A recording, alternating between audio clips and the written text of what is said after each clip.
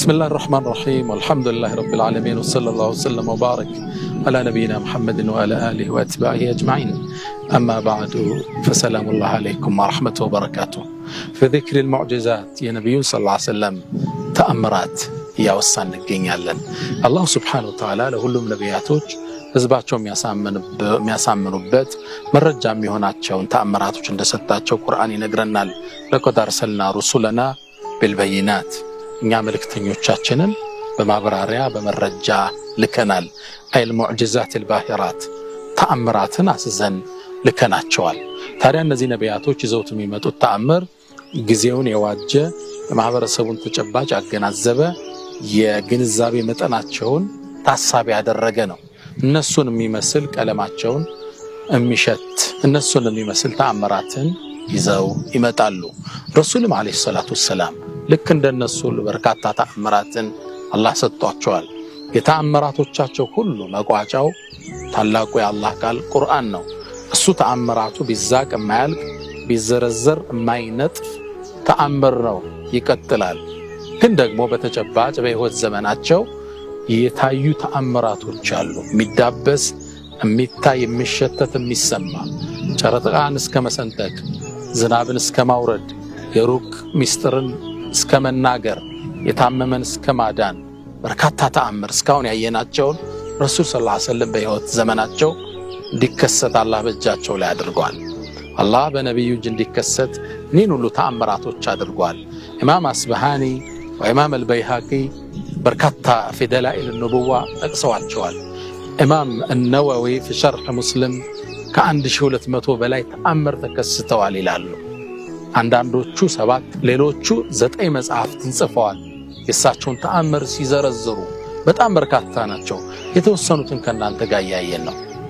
አሁን ደግሞ እንዴት አላህ በእጃቸው ምግብን እንዴት ይባርከው ያበዛው እንደነበር እናያለን። ሐዲስ ቡኻሪ ላይ ነው የተዘገበው። ዘጋቢው ያስተላለፈው ጃብር ኢብኑ አብደላህ። ጃብር ምን ይላል? የኸንደቅ ዘመቻ ጊዜ ኸንደቅ ጉድጓድ ቁፋሮ ያረጉበት ወቅት ነው። ከባድ ውለዋል። ፀሐይ ያለ እርቧቸዋል፣ ደክሟቸዋል። ሰሃባዎቹ ረሱል ሰለላሁ ዐለይሂ ወሰለም ለ3 ቀን ምግብ አልበሉ ውሃ የጠጡ ቢሆን እንጂ። ታዲያ እየቆፈሩ እያለ መሃል ላይ ትልቅ ድንጋይ ገጠማቸው። ማለፍ አልቻሉ። መቱት፣ ሊሰበር አልቻለም። መጨረሻ ወደ ማን ሄዱ? ወደ ነብዩ አለይሂ ሰላቱ ወሰለም። የአላህ መልእክተኛ አንድ ትልቅ ቋጥኝ ገጠመን፣ መስበር አልቻለም። ቃለ ፈኢኒ ናዝል መጣው እኔ ወርዳለሁ አሉ። ነብዩ ሰለላሁ ዐለይሂ ወሰለም ጉድጓድ ውስጥ ገቡ። ሊደር ማለት ይሄ ነው። ከፊት ናቸው ሰለላሁ ዐለይሂ ወሰለም። ሰሃቦች ሁሉ ነገር ሲያቀታቸው ሲሳናቸው ወደ እሳቸው ነው የሚመጡት። ነብዩ ሰለላሁ ዐለይሂ ወሰለም ጉድጓድ ውስጥ ገቡና ያንን ቋጥኝ ሊመቱ እጃቸውን ከፍ ሲያረጉ ከስር የለበሱት ሽርጥ አለ፣ ከላይ ፎጣ እጃቸው ከውስጥ ነው። ሆዳቸው ተገለጠ። ሲገለጥ ሱብሃንአላህ ድንጋይ አስረው ነበር ረሱል ሰለላሁ ዐለይሂ ወሰለም። ከረሃብ ብዛት ሆዳቸውን ወደ ውስጥ አድርገው ለማዝ አስረው ነበር። ጃብር ይህን ሲያልቻለም ረሱልን አስፈቀደና ወደ ቤቱ ጃብር ወደ ባለቤቱ ተመለሰ። ብሎም ማለት ዛሬ رأيت منظرا من رسول الله ما لهذا فيه صبر ይሄን መታገስ ማንችለው ክስተት ላይ ተመለከትኩት። የአላህ መልእክተኛ እርቧቸው ሆዳቸውን በድንጋይ አስረው በጣም ያማል። ምን አለሽ ቢበላል? ምንም የለኝም ኢላ ሳዕ من ቡር። አንድ ሳዕ ማለት 1 ኪሎ ከ40 ግራም ማለት ነው። ትንሽ ነው አይደል? አዎ ከሷ የሆነች ገብስ አለች። ከዛ ደግሞ ትንሽ እንሰሳለችን የምትታረን። ሁለቱ ብቻ ነው ያለን።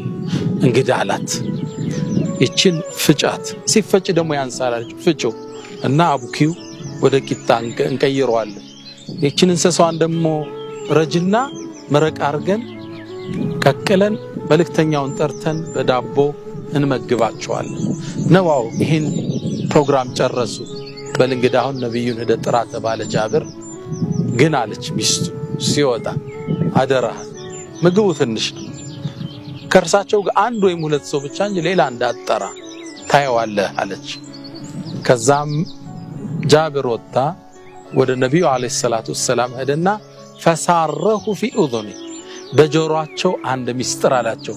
የአላህ መልእክተኛ ትንሽ ቤት ምግብ ትንሽ አዘጋጅቻ ጡዓይሙን ነው የሚለው ትንሽ ምግብ አዘጋጅቻለሁ እርሶና አለም ሁለት ሰው ይዘው ይምጡና ምሳችን እንብላ። ነብዩ አለይሂ ሰላቱ ወሰላም ጃብርን ጠየቁት ምን ያህል ነው ምግቡ አሉት። قال صاع من بر 1 ኪሎ ከ40 ግራም ብትሆን ምንድነች ገብስ ነው። ከዛ ደግሞ ትንሽ ያረድናት እንሰሳለች። ይሄ ብቻ ነው ያለን።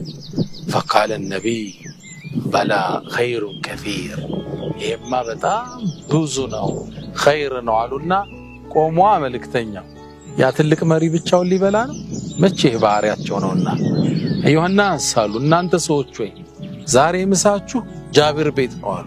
ሰራዊቱን ጠሩ። ሰራዊቱ እየተንጋጋው ደብል ወደ ጃብር ቤት። ከዛም ለጃብር ምን አሉት ጠሩና በል ሚስትህ ሊጡን ከቃው አታውጣው ቅድሩንም የቀቀላችሁትንም አትንኩት እስከመጣ ረሱላህ ሰለም ወደ ቤታቸው አቀኑ። ወደ ጃብር ቤት ጃብር ቀድሞ ወደ ሚስቱ ሄደ። قال هلكت ወይኔ ዛሬ ጉድ ተሰራን አላት። ምን ገጠመ አለች። ነብዩ አለይሂ ሰላቱ ሰላም እኮ ሰራዊቱን ይዘውት መጡ። ሚስቱ ወይኔ ጉድ ያለች። ምን ተፈጠረ ለብቻው ንገረው አላልኩም አለች። አዎ እኔማ ለብቻው ነበር የነገርኩት። ታዲያስ አንተን የጠራቸው ወይስ እርሳቸው? ምን አለች የጃብር ሚስት ረሱልማ ከጠሯቸው ራሳቸው ያውቃሉ እርሳቸው ተዋለች። መልእክተኛው መጡ። ቤት ገቡ። ሊጡ እንደተቦካለ የጃብር ሚስት በይ አብራሽ የምትጋግር ሴት አምጫሏል። አንዲት ትንሽ 1 ኪሎ ከ40 ግራም ነው። ሌላ ሰው ለምን ያስፈልጋል? ተአምር ልናይ ነው። አሁን ሙዕጅዛቸው ሊገለጥ ነው። እርሳቸው ኪችን ገቡ። ቂጣው ይጋገራል። እርሳቸው ወጡን ይጨልፋሉ። ሳህን ላይ ያደርጋሉ። ጃብር ይሉታል 10 ሰው አስገባ ይባላል። 10 ያስገባል። ሁሉም በዳቦ መረቁን ስጋውን በልቶ ወጥቶ ይሄዳል። እንደገና 20 አስገባ 20 ይገባል። በልቶ ወጥቶ ይሄዳል። እንዲህ ያደረጉ ሰራዊቱም ሁሉ መገቦት ረሱሉ አለይሂ ሰላቱ ወሰላም።